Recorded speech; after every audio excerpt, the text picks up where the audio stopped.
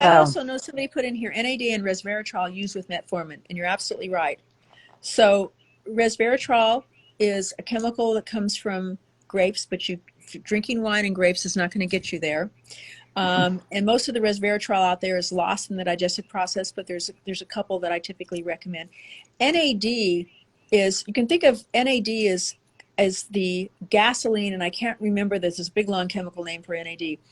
But what it is, it's kind of like the gasoline that that you would put in the car, and right? resveratrol is like putting your foot on the gas pedal. So they're both necessary Oh, for making that car move those sirtuins. Now, NAD, actual NAD, is not available commercially.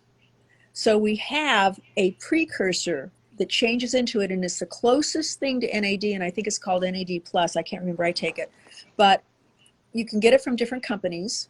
I happen to like Life Extension, but there's other companies because it's patented, so it all comes from the same source anyway. They're just private labeling it. It just says you want to make sure you're getting nothing but NAD, because sometimes people say, oh, companies will say, well, we put this or this or this with our NAD. Doesn't make it any better.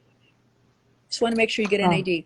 Now, wow. usually the least you want to take is about, I'm going to say most of my researchers would say starting off with 300 milligrams a day, but my own personal physician is at 1,000.